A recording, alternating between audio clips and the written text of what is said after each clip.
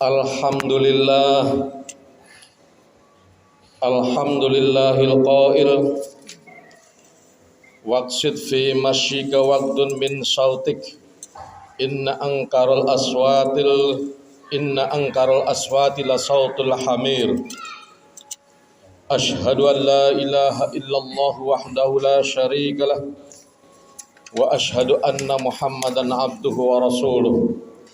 Allahumma salli wa sallim ala ashrafil anbiya'i wal mursalin nabiyina Muhammadin wa ala alihi wa sahbihi ajma'in, amma ba'd. Faya ayyuhal muslimun, usikum wa iyaya bitaqwallah faqad fazal muttaqun. Wasma'u ma qala Allah ta'ala fil Qur'anil Karim. A'udzu billahi minasy syaithanir rajim. Inna akramakum indallahi atqakum. Hadirin kaum muslimin jamaah Jumat rahimakumullah. Mengawali khutbah ini tidak lupa kami menyampaikan wasiat khususnya untuk diri pribadi kami dan kepada kita sekalian. Marilah kita terus berusaha untuk memperbaiki ketakwaan kita kepada Allah Subhanahu wa taala, yakni dengan memperbaiki kualitas amal-amal soleh kita, juga sekaligus kita berusaha menghindari larangan-larangan yang Allah sampaikan di dalam firman-firman-Nya. Hadirin kaum muslimin jamaah Jumat rahimakumullah. Beberapa hari terakhir ini kita bangsa Indonesia kembali dihebohkan dengan pernyataan Bapak Menteri Agama yang akan mengatur suara volume azan dari tiap-tiap masjid dan musola. Nah, ini sebenarnya kalau yang ngomong itu ulama mungkin tidak seheboh ini, karena yang membicarakan adalah tokoh politik, maka nampaknya menjadi heboh. Tetapi kita sebagai umat Islam tentu berusaha bersikap tenang di dalam menyikapi pernyataan-pernyataan para pimpinan kita, orang-orang besar kita, karena jangan sampai ya sebenarnya maksudnya bukan begitu, kemudian karena heboh, ribut, terprovokasi, malah kita jadi berkelahi sesama kita. Itu yang harus kita hindari.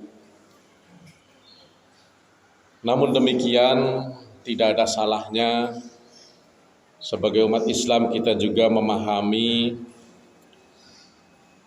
bagaimana sih duduk persoalan mengenai azan dengan suara keras atau menggunakan toa, speaker dan sejenisnya. Ini sebenarnya persoalan lama. Bahkan ada kisah yang sangat, ya saya kadang menganggapnya mungkin sedikit lucu, antara dua syekh ya,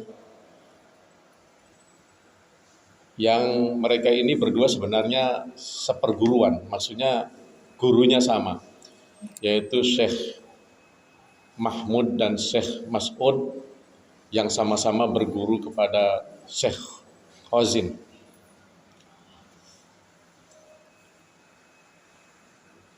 Syekh Mahmud pernah satu saat berkirim surat kepada sahabatnya ketika sudah berpisah dari pondoknya, dari tempat menuntut ilmunya, dan menyerukan untuk tidak azan menggunakan pengeras suara berdasarkan keyakinannya dari yang beliau pelajari. Tetapi balasan dari Syekh Mas'ud tetap berkeras. Penafsiran Syekh Mas'ud ini bahwa azan menggunakan toa itu tidak dilarang. Ya akhirnya keduanya memimpin pesantren masing-masing berjalan sesuai dengan keyakinannya masing-masing. Hanya pondoknya Syekh Mahmud tidak menggunakan pengeras suara azannya seperti zaman dulu aja begitu, sementara Syekh Mas'ud menggunakan toa atau pengeras suara. Ayat yang saya sampaikan membuka khutbah tadi itu ada di dalam surat Luqman ayat 19. Nah ini saya melihat digunakan sebagai dalil-dalil bagi kelompok tertentu yang setuju bahwa volume azan itu jangan dikeraskan. Itu kata Allah, berjalanlah kalian di muka bumi ini biasa-biasa saja. Artinya jangan terlalu tergesa-gesa kalau jalan kaki, jangan terlalu tergesa-gesa, jangan terlalu lamban. Ada juga biasa-biasa saja di situ, jangan juga memperlihatkan kesombongan dengan menggagah-gagahkan diri, tetapi juga jangan juga memperlihatkan tawaduk yang berlebihan sehingga seolah-olah dia merendah sekali. Tidak boleh ya. Biasa-biasa saja kata Allah. Wagdud min sautik, dan lunakkanlah suaramu, inna angkarul aswati la sautul hamir. Karena suara yang paling jelek ya, sejelek-jeleknya suara itu adalah suara keledai atau khimar. Ya karena ini ditafsirkan pada umumnya bahwa suara khimar itu keras tetapi tidak enak didengar begitu loh. Jika kita lihat uraian Muhammad bin Ismail al-Bukhari dalam Sahih Bukhari, diuraikan salah satu hadis yang diriwayatkan dari Abdullah bin Abdurrahman bin Abi Sa'sa'ah bahwa Abu Sa'id al-Khudri radhiyallahu an berkata kepadanya, sungguh aku melihatmu menyenangi kambing dan daerah Badui pedalaman. Maka bila kamu sedang menggembala kambingmu atau sedang di daerah pedalamanmu lalu azan untuk sholat, maka keraskanlah suara azanmu. Sebab sungguh tidaklah jin, manusia dan makhluk apapun yang mendengar ujung suara muazzin kecuali akan menjadi saksi yang menguntungkan baginya di hari kiamat. Ya, hadis ini menyarankan memang pada saat-saat tertentu ketika wilayah itu, kan ada dua tadi, ada banyaknya kambing dengan wilayah yang jauh. Yang dimaksud banyaknya kambing di situ artinya kalau banyak suara gaduh, mungkin kayak sekitar pasar ribut ya, ngomong kayak angin begitu, maka kalau azan keraskanlah suaranya supaya orang-orang itu dengar begitu. Begitu juga ketika ada di kawasan kawanan kambing yang ya satu mbak-embek sebaiknya dikeraskan suaranya. Begitu juga alasan kedua, ketika jauh posisinya, mungkin masjid ini jauh dari keramaian, katakanlah seperti al-alam seperti itu ya kan, jauh dari perumahan penduduk. Nah itu sebaiknya pengeras suaranya ya agak lantang.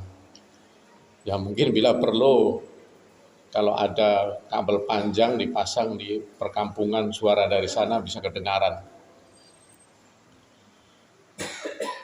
Ya, kalau ayat Allah yang saya sampaikan tadi sebenarnya itu sifatnya umum. Umum dalam artian kalau kita bicara jangan terlalu keras yang membuat orang lain merasa bising.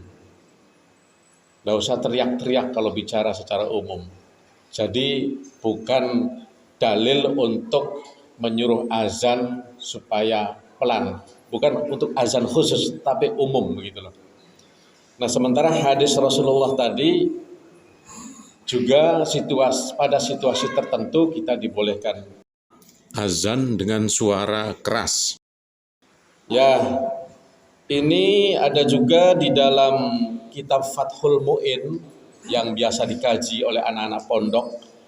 Itu disebutkan yusannu raf'us sauti bil adhani limunfaridin fawqa ma yusmi'u nafsahu wa liman yu'adzinu li jama'atin fawqa ma yasmi'u wahidan minhum. Disunahkan mengeraskan suara azan bagi orang yang sholat sendirian di atas volume suara yang dapat memperdengarkan dirinya sendiri.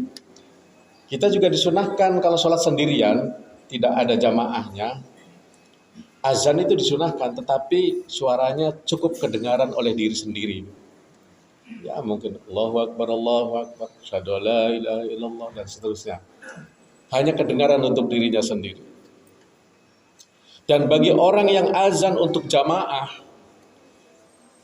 di atas volume yang dapat memperdengarkan satu orang dari mereka.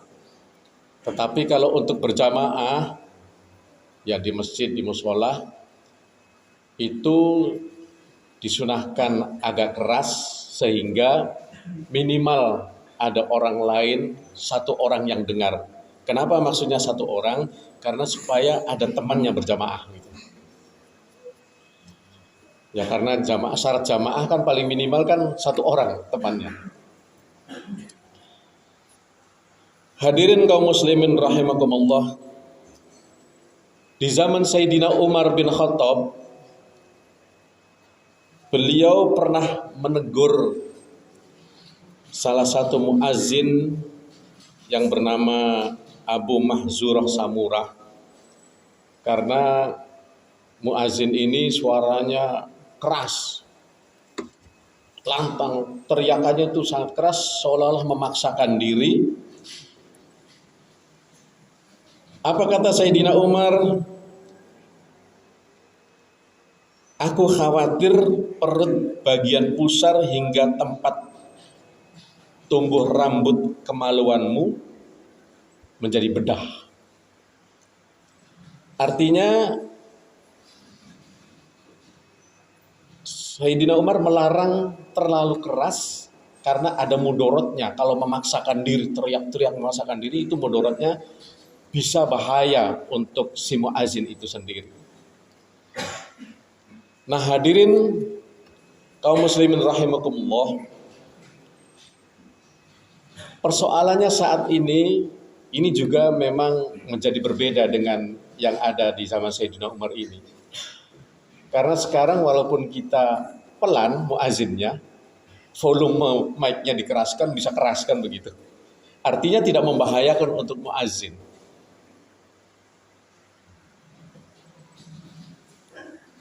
Nah, saya sih sebenarnya begini, menyikapi hal semacam ini, namanya pemimpin, ya pimpinan itu kan dituntut untuk bijaksana, untuk adil. Kalau menurut saya seandainya semua volume itu seluruh Indonesia itu harus kecil, mungkin ada daerah-daerah tertentu yang tidak setuju. Karena saya alhamdulillah sudah ya cukuplah berapa banyak provinsi di Indonesia keliling. Ada juga daerah-daerah tertentu yang di situ memang daerah kayak daerah santri. Banyak pesantren-pesantren kecil sehingga masyarakat biasa itu sudah gaya hidupnya kayak santri. Mungkin 90-an ke atas ya, hampir 100% semuanya Islam. Dan azan keras di situ memang sengaja Karena bukan hanya untuk memanggil biasa-biasa saja, tetapi untuk mendidik, dan itu atas persetujuan daerah itu. Itu dianggap sebagai kota santri, dan mereka senang. Supaya dengan suara azan itu dalam keadaan ikhlas ataupun terpaksa, karena semuanya sebagian besar Islam, harus ke masjid. Karena ada unsur apa? Unsur pendidikan, unsur tarbiyah kepada masyarakat itu.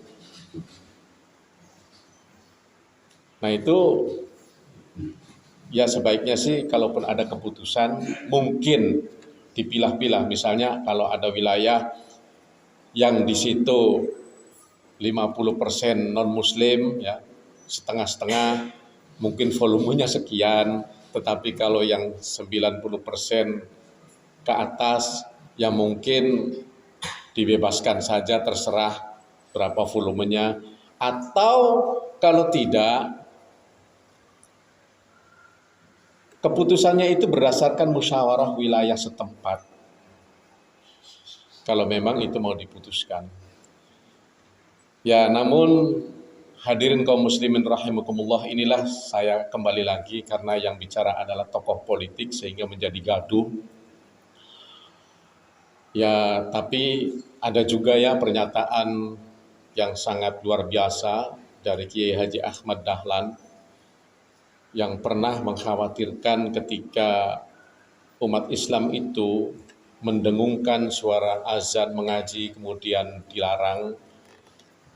Mungkin saja ada unsur-unsur tertentu supaya menjadi tenggelam. Beliau memang pernah mengibaratkan Singapura. Dulu Singapura itu milik pribumi berkebangsaan Melayu yang suara azan mengaji bebas, kayak kota santri begitu. Namanya orang Melayu kan fanatisme, agamanya kuat. Nah tetapi kemudian bergeser menjadi Singapura, yang kemudian ada aturan-aturan sehingga saya juga pernah ke Singapura, memang susah mencari suara azan. Nah, masjid juga agak jauh-jauh sehingga ya kita lihat-lihat jam aja sendiri. Padahal konon cerita sebelumnya itu sangat luar biasa, Singapura itu menjadi bagian dari wilayah orang-orang Melayu. Ya, ini ada satu ibarat ya yang pernah dilakukan oleh Imam Ahmad. Imam Ahmad salah satu dari 4 imam mazhab itu kalau mengambil keputusan itu berdasarkan kesepakatan atau kesenangan jamaah. Beliau pernah meninggalkan sholat sunnah sebelum maghrib. Itu kan boleh ya sholat sunnah sebelum maghrib itu. Nah itu beliau tidak lakukan. Karena apa? Karena masyarakat di situ, sekitar itu, seolah-olah maghrib itu waktunya sempit, jadi maunya cepat. Begitu azan langsung qomat, langsung sholat. Padahal beliau kalau sendirian dia lakukan sholat qobliyah itu. Artinya memang keputusan-keputusan seperti ini juga perlu melihat jamaah. Nah sehingga jangan sampai saya sih ingin mengambil kalau daerah itu misalnya mayoritas Islam yang memang itu dianggap sebuah dakwah, media untuk menyerukan ayat-ayat Allah, media untuk menyerukan panggilan Allah melalui corong tawa itu, ya tidak perlu diberlakukan sama dengan daerah-daerah tertentu yang mungkin komunitasnya lebih kompleks, lebih majemuk ya. Ya, saya juga kadang ya mohon maaf, ini kadang obrolan sesama muslim saja memang ada juga 1-2 yang cuma kadang ada yang ngomong, ada yang enggak.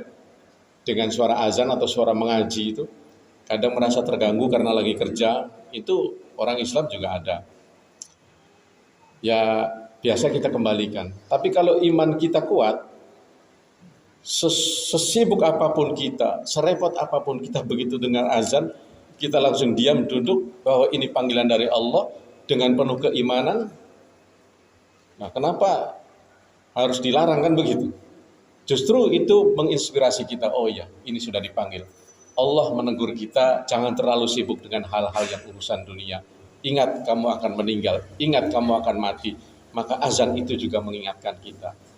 Nah inilah kita berharap mudah-mudahan gaduh mengenai suara azan ini, mengenai volume azan ini cepat redup ya. Ya mungkin Pak Menteri Agama juga perlu lebih bijak menyikapi masalah ini, karena kita ini memang biar bagaimanapun tetap ya namanya juga mayoritas itu kan apa ya contohnya misalnya satu desa itu 99 Islam, satu orang non Muslim, masa sih mau mengikut satu orang, kan begitu ya, masa sih mau mengikut satu orang gara-gara satu orang tidak mau dengar azan, kemudian azan tidak ada pakai toa. Jadi perlu bijaksana lah. Demikian yang dapat kami sampaikan, tetapi kita juga mohon bisa memahami kondisi ini. Jadi tidak usah ribut, tidak usah gaduh ya. Kita serahkan saja ya, karena beliau juga saatnya lagi memimpin, tetapi kita juga berdoa mudah-mudahan mendapatkan keputusan yang terbaik sehingga kita semua hidup tetap rukun, damai di dalam bernegara dan berbangsa ini. Barakallahu li wa lakum fil Qur'anil azim wa nafa'ani wa iyyakum bima fihi minal ayati wa dzikril hakim wa taqabbal minni wa minkum tilawatahu innahu huwas samiul basir.